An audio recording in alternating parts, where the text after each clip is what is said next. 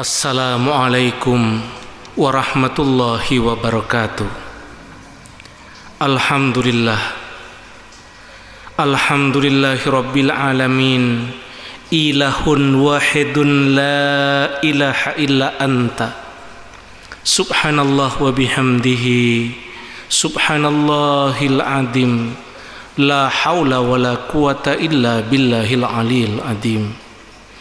Allahumma salli wa sallim wa barik ala sayyidina Muhammadin nuriddati wa sirris sarifi sairil asma'i was sifati wa ala alihi wa sahbihi wa sallim. Amma ba'du. Saudara-saudara yang saya muliakan, setiap kita menginginkan berada dalam kehidupan dunia ini dalam waktu yang sangat panjang. Bahkan ada sebagian dari kita ingin hidup di dunia ini selamanya. Akan tetapi saudaraku, usia seseorang itu ada batasnya. Setiap yang hidup pasti akan memasuki kematian. Seberapa besar upaya yang dilakukan oleh seseorang untuk mempertahankan hidupnya di dunia ini, pada akhirnya jiwanya tetap akan lepas dan meninggalkan jasadnya. Saudaraku, telah banyak yang datang kepada kami, dan pada saat kami bertanya kepada mereka tentang apa yang sudah diperjuangkan oleh mereka untuk memasuki kehidupan akhirat, sebagian besar dari mereka mengatakan tidak tahu apa yang sudah mereka persiapkan untuk kehidupan akhiratnya. Saudara-saudara yang saya muliakan, kehidupan akhirat itu waktunya tidaklah terbatas, dan Allah mengatakan bahwa kehidupan yang sebenarnya itu adalah kehidupan akhirat. Maka persiapkan kehidupan akhirat saudara dan pastikan bahwa saudara itu adalah kekasih-kekasih Allah yang dijamin oleh Allah bahwa akhirat saudara pasti surga. Berikut ini adalah salah satu contoh upaya perjuangan yang dilakukan oleh saudara kita untuk memastikan bahwa kehidupan akhiratnya berada dalam kebahagiaan dan kemuliaan yang telah dijanjikan oleh Allah. Usia kita itu, Pak, umat Rasulullah itu ancer-ancernya itu adalah 60. Jadi ya Rasulullah sih mengatakan itu 60 lebih sedikit atau bahkan 60 kurang sedikit. Beliau mengatakan itu tidak jauh dari usiaku. Umatku itu tidak jauh dari usiaku. Jadi 60 lebih sedikit atau 60 kurang sedikit. Tapi setiap kita ingin hidup selamanya.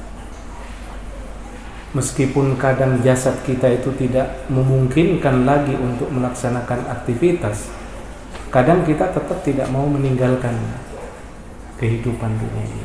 Ingin hidup selamanya, padahal sudah tidak memenuhi syarat. Tapi kita terus mempertahankan. Tapi setiap usia itu ada batasannya.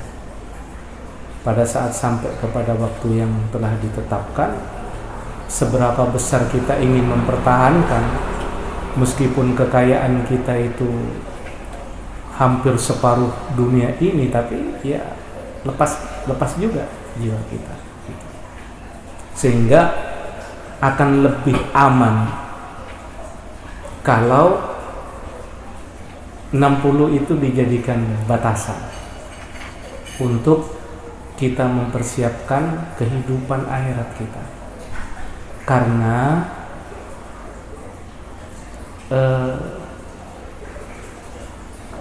kita itu atau sebagian besar manusia itu tidak terlalu baik mempersiapkan kehidupan akhirat. Kecondongannya itu adalah terus mengejar kepentingan dunia. Bahkan ada saudara kita sekarang ini baru 3 hari yang lalu diterima di suatu perusahaan yang pekerjaannya itu adalah membelah gunung. Dan beliau itu memegang alat berat yang kalau salah sedikit saja dia mengendalikan kendaraannya itu, maka dia akan jatuh ke jurang dan dia pasti akan tidak tertolong.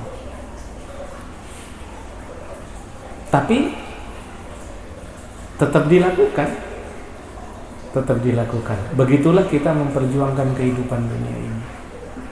Walaupun misalnya kita harus siap mengorbankan nyawa, kita lakukan.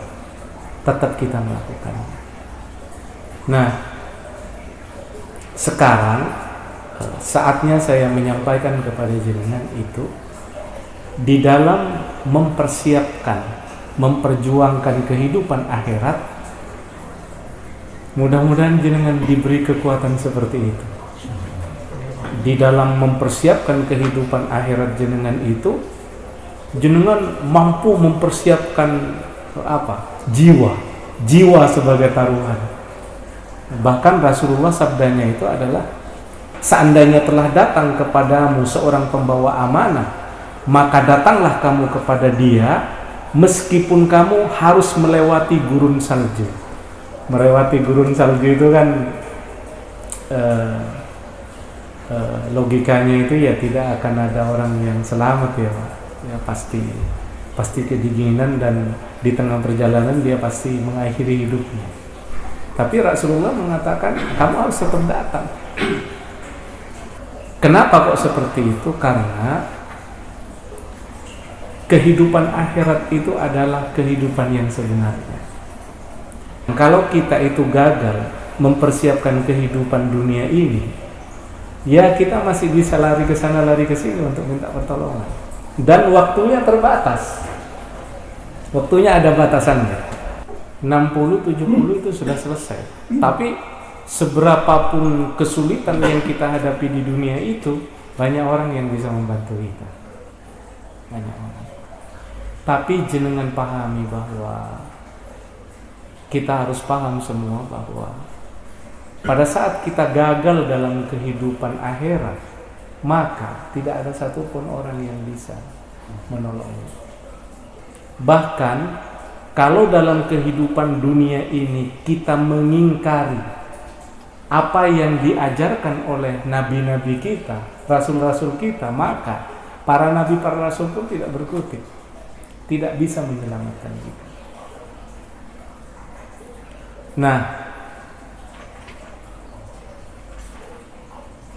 saya berharap keberadaan jenengan malam ini dengan saya yang 10 tahun ini, kurang lebih lah ya, bisa lebih sedikit, bisa kurang sedikit, itu bisa jenengan manfaatkan untuk memastikan bahwa jenengan itu pasti surga. Dan ini harus pasti, nggak bisa jenengan insya Allah tidak boleh berteka-teki. Kita itu tidak boleh berteka-teki dalam kehidupan akhirat. Iya, kalau tidak, kepada siapa minta tolong. Dan kalau tidak selamat dalam kehidupan akhirat itu, Waktunya itu tidak terbatas, tidak bisa diprediksi, Pak. Contohnya, orang yang gagal mengimani Rasulullah sampai sekarang dia menderita di alam kubur itu sudah 1400 tahun lebih, kurang lebih 450 atau bahkan 500 lah ya, 1500 lebih dia menderita di alam kubur. Sampai kapan? Tidak ada yang mengetahui. Bisa ditambah 100 tahun lagi, bisa ditambah 1000 tahun lagi, bahkan bisa 2000 tahun lagi. Sampai kapan? Tidak ada yang mengetahui. Karena hancurnya alam semesta ini adalah rahasia, tidak ada yang tahu. Ada satu kunci hancurnya alam semesta ini apa? Jika masih ada hamba-hamba Allah yang hidup di dunia ini, hatinya masih bersih zikir, maka dunia ini tidak akan pernah dihancurkan. Makanya adanya jenengan ini adalah menjadi kunci penyelamat. Kunci penyelamat apa? Hancurnya dunia ini, yang pada akhirnya juga menjadi apa? Menjadi penderitaan yang lebih panjang. Dari siapa? Dari orang yang berada di ahli kubur, yang gagal mengimani apa yang disampaikan oleh para nabi dan para rasul terdahulu. Itu baru yang disampaikan Rasulullah. Bagaimana dia gagal mengimani apa yang disampaikan Nabi Allah Isa, Nabi Allah Musa, sampai Nabi Allah Ibrahim misalnya. Bisa jutaan bisa ribuan jutaan tahun mereka itu menderita. Sampai kapan? Tetap tidak ada yang mengetahui. Sehingga benar kalau kehidupan dunia ini dibandingkan dengan kehidupan akhirat, itu seperti seseorang dalam perjalanan yang hanya numpang minum saja. Jadi jenengan misalnya perjalanan saking hausnya jenengan terus jenengan mampir di rumah seseorang dengan mengatakan saya haus, ada air tidak? Begitulah ibarat dari kehidupan dunia ini. Tapi meskipun hanya mampir ngombe katanya orang tua kita dulu, kita memperjuangkan itu dengan luar biasa. Dengan sangat perhatian. Terutama kadang-kadang di dalam untuk orang-orang tertentu sangat peduli dengan hawa nafsu. Hawa nafsu mengatakan ke timur dia. Hawa nafsu mengatakan ke barat dia. Tapi begitu Allah mengatakan jalankan ini, justru ditinggalkan. Lakukan ini, ditinggalkan. Begitu bilang Allah mengatakan tinggalkan itu, justru di situ kita melakukannya.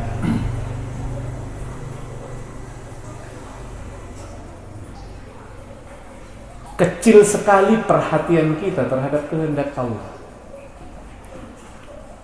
Bahkan sebagian besar manusia itu hidupnya itu diserahkan kepada hawa nafsunya. Itu jenengan pahami ya Pak. Sehingga saya berharap Pak, jenengan duduk dengan saya pada malam ini, jenengan mulai peduli ya terhadap kehidupan akhirat. Karena kalau jenengan berhasil menjadi ahli surga, maka istri dan anak-anak keturunan jenengan itu aman. Istri dan anak-anak jenengan akan dimasukkan oleh Allah ke dalam surga, tidak karena ibadah yang dilakukannya, tidak. Tapi karena rahmat yang Allah berikan kepada jenengan, janji yang Allah berikan kepada jenengan, barang siapa yang suaminya itu ahli surga, maka istri dan anak-anaknya aku akan masukkan di surga yang sama. Rahmat, janji Allah kepada manusia. Tapi bagaimana seandainya seorang suami itu gagal menjadi ahli surga? Jangan berharap ketemu dengan istri dan anak-anaknya. Suaminya tidak akan pernah ingat lagi bahwa dia itu punya istri. Kenapa? Pada saat seseorang itu dihadapkan kepada siksa akhirat atau siksa kubur, maka seandainya dia hartanya itu sebanyak dunia ini, maka pasti seluruh hartanya diserahkan.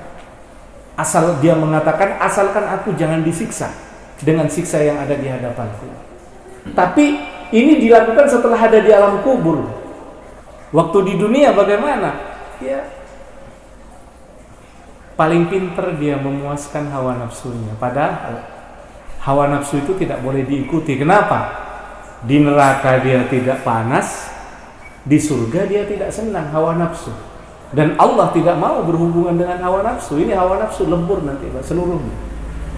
Jadi yang kembali ke akhirat, kepada apa, ke dalam kehidupan akhirat itu adalah jiwa kita. Sementara hawa nafsu dan lain sebagainya itu apa? Musnah, seluruhnya musnah.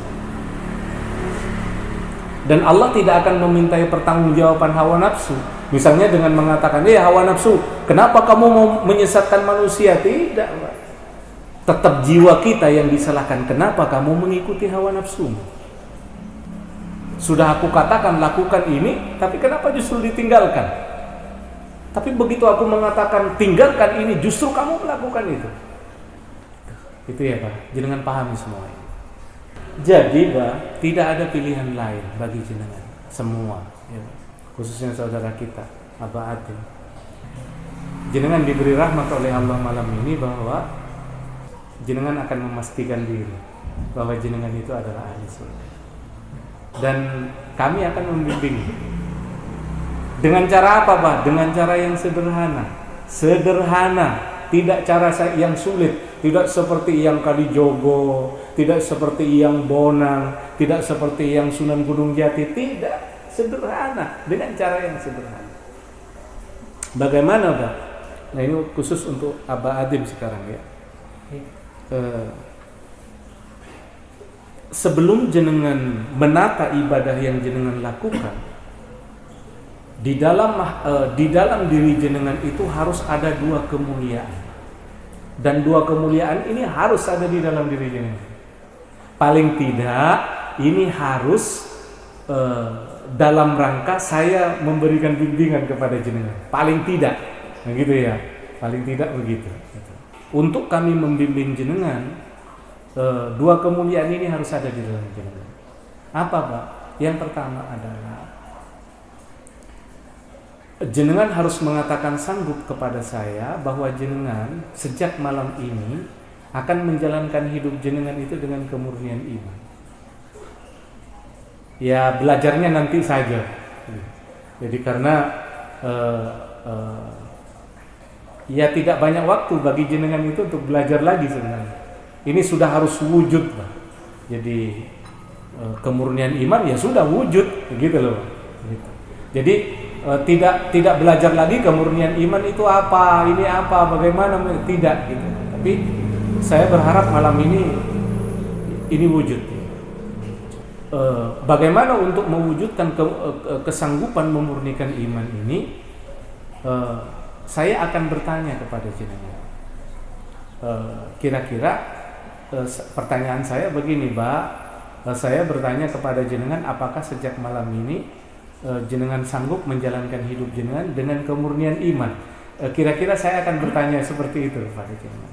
Dan saya berharap malam ini jenengan diberi rahmat oleh Allah bahwa jenengan akan menjawab pertanyaan ini dengan jawaban sanggup. Karena sebenarnya tanpa ini adalah dasar dari seluruh ibadah ya. Gitu. Tanpa ini Pak, ibadah seseorang itu meskipun tidak berhenti dia sholat, tidak berhenti dia berzikir, tidak berhenti dia berpuasa, ini rusak Pak. Sebenarnya itu bagi Allah tidak berarti seluruh ibadah yang dilakukan. Makanya kemurnian iman itu harus Pak. Sehingga jenengan harus ada kesanggupan di sini. Gitu Pak. Itu Pak. Terus yang kedua, hanya dua ini Pak. Jadi jenengan tidak hanya melakukan hal kecil saja sebenarnya, dan ini tanpa biaya, tanpa jenengan melakukan apa-apa, jenengan hanya cukup berkata sanggup saja, sudah selesai. Yang kedua adalah di dalam diri jenengan harus ada kesanggupan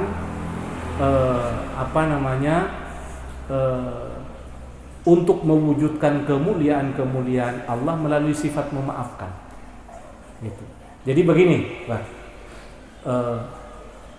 Amilus salihah itu adalah kemuliaan akhlak, ya Pak. Nah, kemuliaan akhlak itu adalah kemuliaan Allah yang wujud dalam diri manusia. Itu namanya kemuliaan akhlak, ya Pak. Itu sebenarnya kemuliaan akhlak itu adalah kemuliaan Allah yang wujud dalam perilaku manusia. Gitu ya Pak. Ini jenengan pahami. Nah, ternyata mewujudkan kemuliaan Allah itu kan ya sangat rumit, sangat sulit lah ya. Sehingga Allah itu memberikan cara yang mudah. Apa? Abaikan seluruh kemuliaan-kemuliaanku itu, fokuslah kepada satu sifat. Apa satu sifat itu? Sabar. Jadi kalau di dalam hati jenengan itu ada sifat sabar, maka kemuliaan-kemuliaan Allah akan masuk dengan sendirinya. Allah yang memasukkan, dan itu hadiah. Jenengan tidak perlu berjuang. Jenengan hanya cukup sabar gitu. Maka kemuliaan Allah akan masuk dengan sendirinya. Itu rahmat dari Allah, pemberian, gitu ya Pak. Tapi ternyata sabar itu pun menjadi masalah. Kenapa? Karena untuk sabar seseorang itu banyak kalahnya. Sehingga Allah berikan lagi cara bagaimana untuk mewujudkan sifat sabar itu dengan cara yang mudah. Gitu ya Pak. Jadi ini adalah cara yang mudah mewujudkan sifat sabar. Gitu ya Pak. Gitu. Bagaimana caranya? Di dalam hati jenengan harus ada kesanggupan memaafkan. Sekarang abaikan sifat sabar, abaikan kemuliaan Allah. Fokuslah jenengan kepada memaafkan. Ini terakhir, ini terendah, tidak ada lagi di bawah ini. Gitu ya Pak. Sehingga kalau di dalam diri jenengan itu ada kesanggupan atau kemuliaan memaafkan, maka sifat sabar itu akan masuk dengan sendirinya. Dan karena sifat sabar itu masuk dengan sendirinya, secara rahasia kemuliaan-kemuliaan Allah itu juga wujud. Sehingga wujudlah dua kemuliaan ini apa? Amanu wa amilus solihati, atau kemuliaan iman dan kemuliaan akhlak. Tanpa jenengan harus berjuang, hadiah dari Allah, rahmat dari Allah. Apa perjuangan jenengan apa? Memastikan bahwa sifat memaafkan itu tidak ternoda. Sehingga pertanyaan saya yang kedua kepada jenengan itu adalah, saya akan bertanya, apakah sejak malam ini jenengan sanggup memaafkan saudara jenengan yang bersalah? Alhamdulillah, monggo Pak, jenengan ke hadapan saya sekarang. Mas Bayu, kalau jenengan jadi saksi di sini, Mas Asri, Aba Abdul Adim ya. Alhamdulillah. Jenengan ikuti membaca 2 kalimat syahadat bersama saya, bersama-sama sebanyak 3 kali, ya Pak. Jenengan semua ikut nggih Pak? A'udzubillahi minasyaitonirrajim. Bismillahirrahmanirrahim. Monggo jenengan membaca 2 kalimat syahadat bersama saya 3 kali. Monggo. Asyhadu an la ilaha illallah wa asyhadu anna Muhammadar Rasulullah. Asyhadu an la illallah wa asyhadu anna Muhammadar Rasulullah. Asyhadu an la ilaha illallah wa asyhadu anna Muhammadar Rasulullah. Pegang tangan saya. Saudaraku, saya Ahmad Syahid Ibrahim. Saya bertanya kepada jenengan, apakah sejak malam ini jenengan sanggup menjalankan hidup jenengan dengan kemurnian iman? Apakah jenengan sanggup? Sanggup. Dan saya Ahmad Syahid Ibrahim bertanya kepada jenengan dengan pertanyaan yang kedua, apakah sejak malam ini jenengan sanggup memaafkan setiap saudara jenengan yang bersalah? Apakah jenengan sanggup? Sanggup ya Allah. Alhamdulillahirabbil alamin. Al-Fatihah.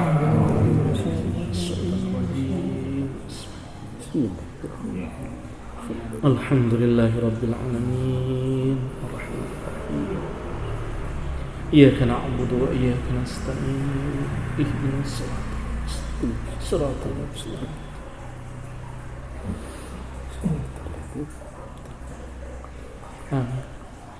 Malam ini jenengan mendapat 2 rahmat sedikitnya dari Allah.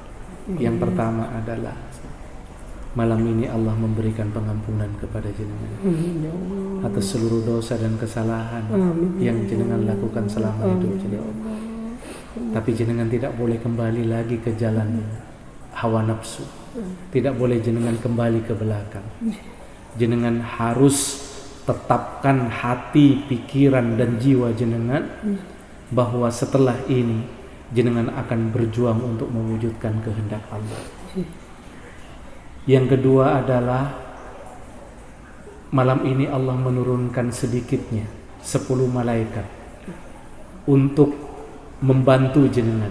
10 malaikat ini akan terus berada di dekat jenengan untuk membantu jenengan supaya jenengan itu pasti adalah ahli surga. Jadi untuk menjadi ahli surga jenengan tidak bekerja sendiri, jenengan dibantu oleh malaikat-malaikat Allah.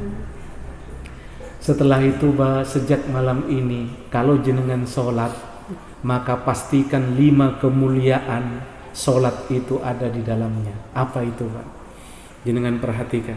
Yang pertama adalah berwuduklah jenengan dengan baik. Bagaimana jenengan cara berwuduk dengan baik? Setiap apa yang jenengan usap itu pastikan tersentuh air. Jangan terburu-buru, terutama di jari-jari ini Pak. Mulai malam ini akan terpisah, seakan-akan jenengan terpisah dari jasad jenengan. Jadi pada saat jenengan melihat jasad jenengan itu, seakan-akan jasad jenengan itu terpisah dengan jiwa jenengan. Akan terasa nikmat, ada kasih sayang terhadap jasad jenengan. Nah, untuk menyempurnakan wudhu jenengan, setiap apa yang jenengan usap itu jenengan taubati. Ditaubati ya. Jadi setelah jenengan berniat wudhu, lalu jenengan ngambil air, lalu jenengan tempelkan air itu ke wajah jenengan, maka istighfari apa yang ada di wajah jenengan. Caranya, contohnya, di wajah itu ada penglihatan, ada penciuman, ada lisan. Jenengan taubati Pak, ya Allah, sambil jenengan basuh dengan air ya Pak. Ini nikmat Pak, ini nikmat, jangan terburu-buru ya Pak. Ya Allah, jika penglihatanku ini, penciumanku ini, lisanku ini selama ini banyak melakukan sesuatu yang Engkau tidak ridha, kami memohon ampun kepadamu ya Allah. Sambil diusap ya Pak, boleh 3 kali, boleh 5 kali ya Pak. Setelah itu Pak, tangan jenengan, begitu juga tangan ini ya Allah. Jika selama ini banyak melakukan sesuatu yang Kau tidak ridho, kami memohon ampun kepadamu. Pikiranku ini, pendengaranku ini, langkah kakiku ini, jika selama ini banyak melakukan sesuatu yang Kau tidak ridho, kami memohon ampun kepadamu. Ciptakan kondisi barasa seolah-olah jenengan itu sedang berhadapan dengan Allah. Wuduknya jenengan ini saja akan melahirkan nilai ibadah yang luar biasa. Wuduk. Setelah itu yang kedua adalah jangan tergesa-gesa di dalam membaca bacaan sholat. Jenengan harus sholat jenengan itu harus beretika. Ada sopan santun di dalamnya. Di dalam berbicara, syukur-syukur kalau jenengan bisa bersuara dengan suara yang merdu. Misalnya, Bismillahirrahmanirrahim, Alhamdulillahirrabbilalamin, dengan suara yang merdu ya. Mulai sekarang juga jenengan mulai belajar sebenarnya makna dari bacaan jenengan itu apa. Makna dengan arti itu berbeda. Kalau arti itu panjang, kalau makna itu sedikit. Tapi untuk menemukan makna, jenengan harus tahu artinya. Tapi tidak perlu hafal, hanya cukup sekedar diketahui saja. Misalnya contohnya, Alhamdulillahirrabbilalamin, segala puji bagi Allah, dan seterusnya ya Pak. Maknanya sedikit Pak, apa? Jenengan bersyukur kepada Allah. Atau bahasa kita itu, jenengan berterima kasih kepada Allah. Sehingga pada saat jenengan itu mengatakan alhamdulillahirabbil alamin, keluarkan rasa syukur jenengan kepada Allah. Gitu ya, Pak. Yang kedua adalah iyyaka na'budu wa iyyaka nasta'in. Artinya adalah ya Allah,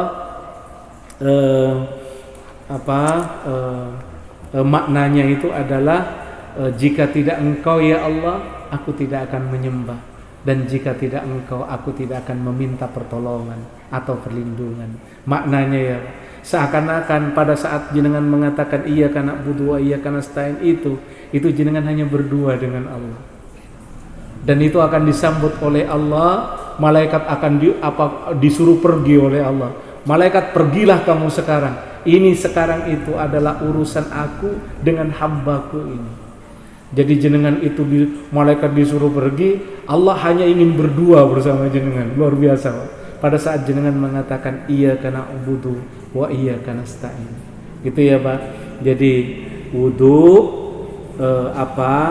bacaan, jangan tergesa-gesa, dan belajarlah untuk menguasai makna, ya Pak. 3 dan keempat itu adalah ruku dan sujud. Ruku sujudlah jenengan itu hingga tenang, gitu ya Pak. Jangan tergesa-gesa, karena ini kunci syarat sahnya sholat. Kalau ini rusak, maka seluruh sholat akan rusak, gitu ya Pak.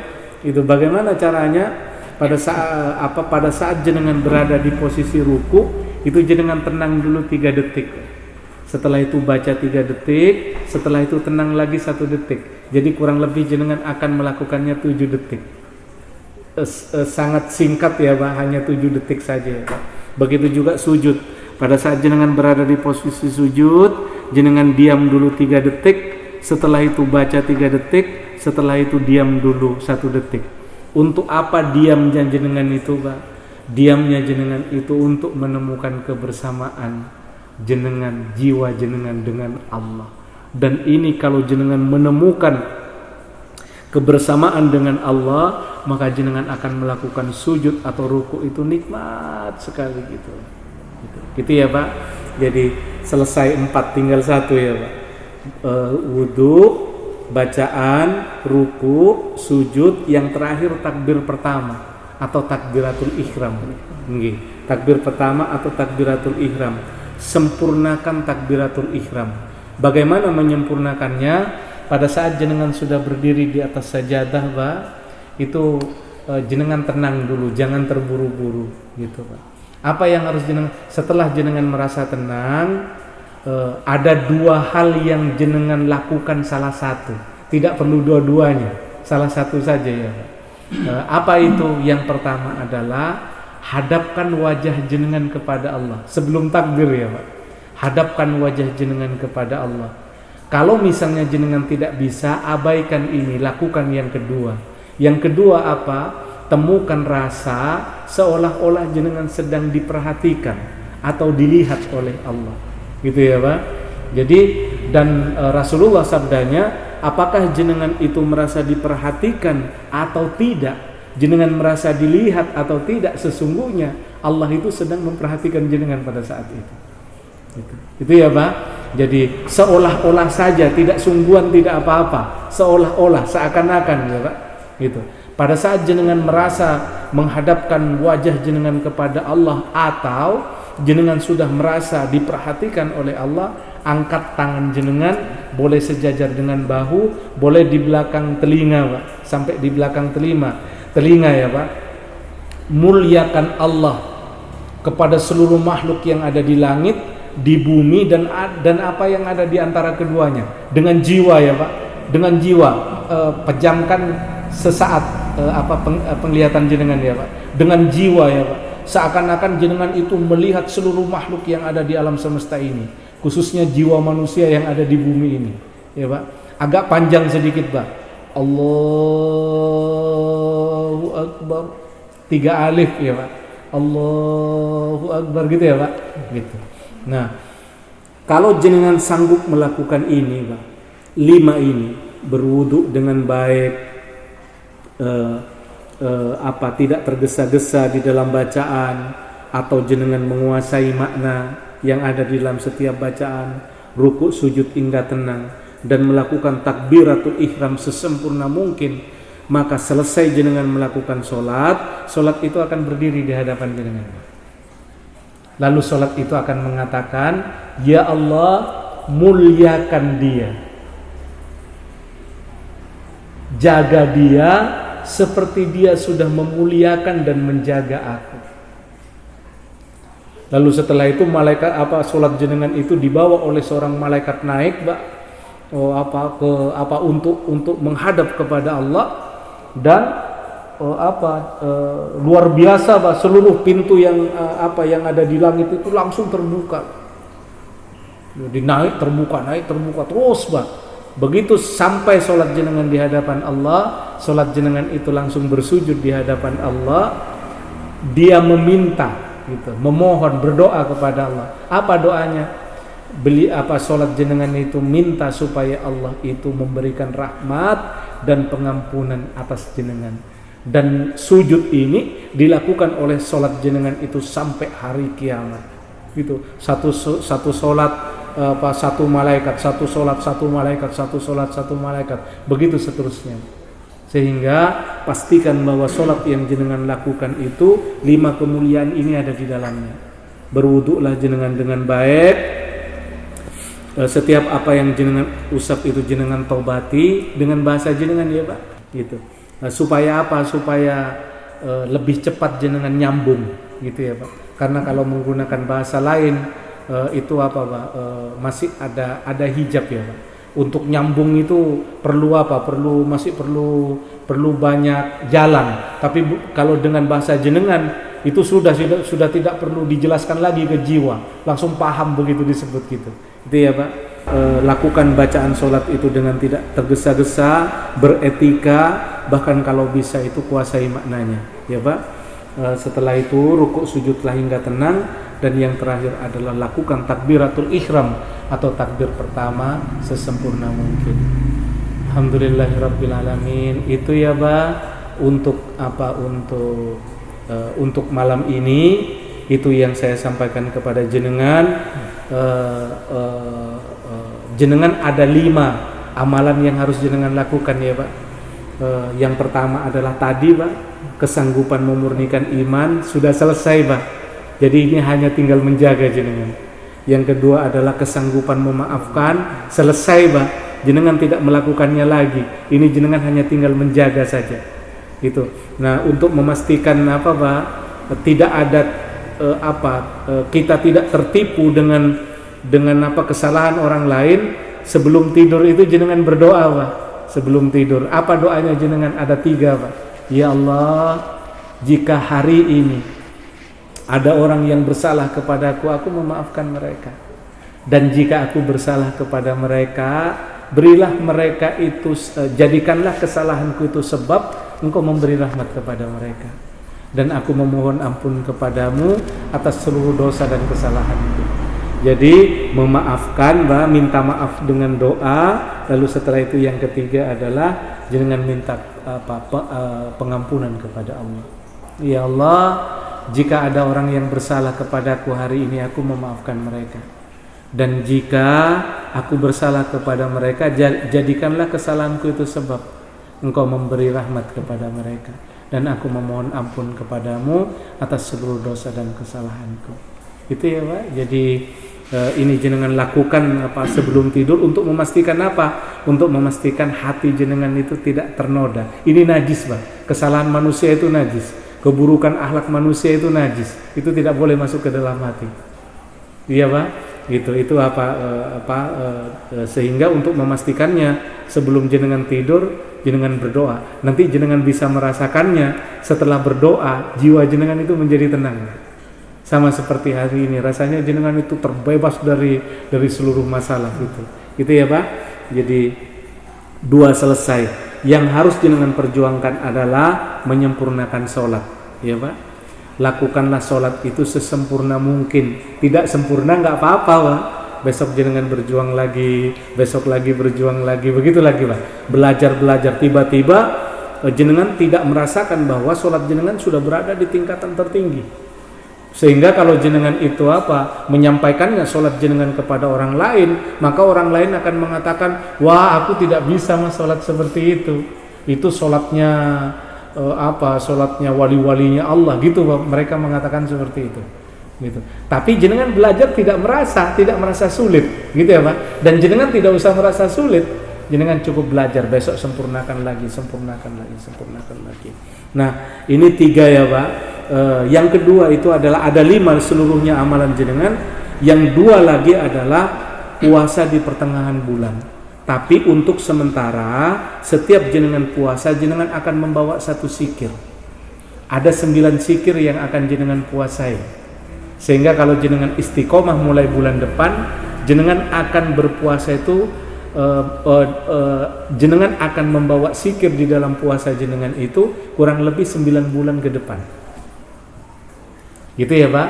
Nah untuk puasa ini dan zikir ini saya akan pahamkan kepada jenengan pada saat jenengan itu mau berpuasa. Gitu ya Pak. Jadi amalan jenengan seluruhnya ada 5. Ini jenengan dimanapun jenengan ditanya, Mas jenengan apa amalan akhirat jenengan? Aku ada 5. Amalan akhiratku ada 5. Apa itu? Kemurnian iman, kesanggupan memaafkan, sholat dengan cara sesempurna mungkin, setelah itu puasa 3 hari setiap bulan, dan belajar berzikir di waktu malam. Gitu ya Pak. Nah ini gandengan Pak. Jadi puasa dengan berzikir di waktu malam itu gandeng ya Pak. Nggih. Jadi tapi Pak untuk yang 2 ini, misalnya jenengan merasa berat melakukannya, jenengan bisa tunda. Tapi kalau misalnya jenengan sudah ada keinginan untuk melakukannya, itu rahmat dari Allah, segeralah lakukan. Gitu ya Pak. Jenengan bisa kalau misalnya jenengan ada di Sidoarjo, jenengan datang untuk saya jelaskan. Tapi kalau misalnya jenengan berada di luar kota Sidoarjo, jenengan bisa menghubungi saudara jenengan, dan saudara jenengan akan menjelaskannya kepada jenengan. Gitu nggih Pak? Nggih. Selamat Pak atas rahmat yang Allah berikan kepada jenengan pada malam ini. Semoga Allah memberikan kemuliaan kepada jenengan, kebahagiaan, keselamatan, perlindungan terhadap jenengan, istri jenengan, anak cucu keturunan jenengan, dan jenengan dipersatukan dengan mereka semua dalam kehidupan dunia ini hingga dalam kehidupan akhirat. Seluruh janji-janji Allah dianugerahkan kepada jenengan semua. Alhamdulillah ya Allah. Demikian saudaraku, semoga rahmat yang Allah berikan kepada saudara kita ini menjadi salah satu sebab bagi kita semua umat Rasulullah sallallahu alaihi wasallam dan secara keseluruhan hamba-hamba Allah yang ada di bumi ini untuk memastikan dirinya bahwa akhirat mereka adalah surga. Rahmat Allah yang tertinggi dianugerahkan kepada kita semua. Salam dari Allah, dari Rasulullah sallallahu alaihi wasallam, dan salam dari kami Ahmad Syahid Ibrahim.